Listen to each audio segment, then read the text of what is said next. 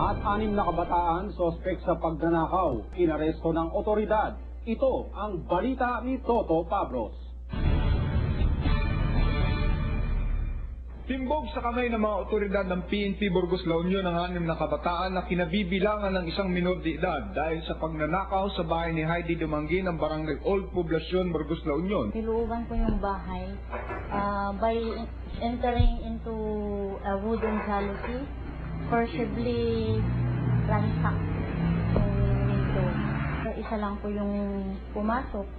Then yung mga ibang kasama niya, naging lookout. Dahil sa maagap na pagtitext ng isang concerned citizen na nakasaksi sa pagnanakaw, agad na nakapagsagawa ng checkpoint para mahuli ang getaway vehicle ng mga magnanakaw.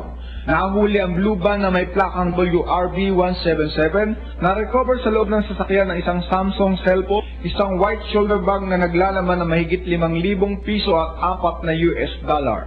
Kinilala ang mga sospek na sina Jonathan Sagandoy, 21, Jeremy Mike Palitugan, 17, Danciel Batiuan, 22, Brando Kitugnan, 22, Dani Madagyan, 26, at Ronnie Kasgan.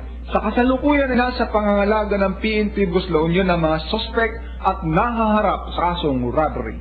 Toto Pablos para sa UNTV News Worldwide.